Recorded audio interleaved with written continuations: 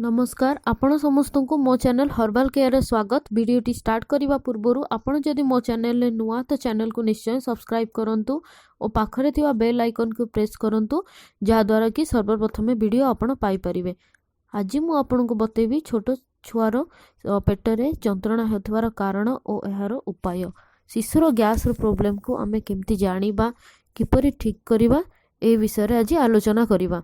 Gas problem छोट छुआठारे अधिक होता है कारण यार एक कॉमन रीजन है कि शिशु जितेबाला बेसी कांदे तो केते थर से माने हवा पेट भीतर को टाणी नहीं थांदी तो गैस प्रॉब्लम होता है। आ शिशु को बॉटल फीड कराइले शिशुर गैस हेबार चांस थाए।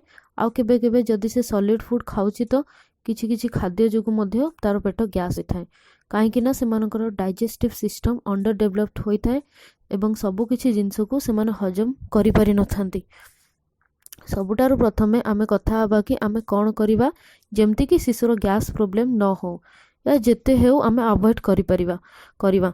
प्रथम कथा शिशु को जेतेबेला आपण फीड कराउछंदी तो बोतल फीड हेउ कि ब्रेस्ट फीड हेउ आपण शिशु को एमती होल्ड करिवे जेमती कि शिशुर मुंड पेट अपेक्षा टिके उंचारे रहिबो। जदि कोଳରେ बसौचंदी तो सी टिके हाथर सपोर्ट दे पारिबे किंबा छोट तकिया तो शिशुर बेक तले दे पारिबे जहाँकि से तार बेक को सपोर्ट करिवो पेटरू टिके उंचा होई रहिबो। जदि शिशुर बेक तळकु रहे तो गैस प्रॉब्लम होइथाय।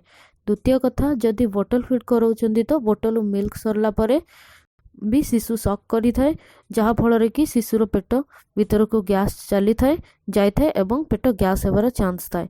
टिके ध्यान दे शिशु फीड करला परे बोतल को काढ़ी दियंतु। तृतीय कथा या कि शिशु जेतेबेले फीड करी सारुची तो शिशु को कांधर पकाई शिशुर पिठरे टिके थापुड़े दियंतु। एहा द्वारा शिशुर गैस बाहरी आसीबो। एबे आमे कथा हबा किछि घरेलू उपचार विषय जहाँ द्वारा कि गैस प्रॉब्लम को आमे ठीक करि परिबा। फर्स्ट कथा शिशु को किछि एक्सरसाइज करांतु। शिशुर दुई गोड़ को फोल्ड करी पेट पर्यंत नहीं पेटरे हल्का प्रेशर करंतु। शिशु को बहुत आराम लगिवो। यह एक बहुत इफेक्टिव पोज अटे गैस्ट्रिक प्रॉब्लम पाई। सेकेंड कथा जदि गैस प्रॉब्लम होची तो आपण टिके गरम पानी करी सेतिर गोटे पिंच हेंगु पकाए ताकू मिसाई ठंडा हला परे शिशुर नाभि पाखरे हल्का मसाज कर दियंतु। शिशु को बहुत आराम मिलिवो।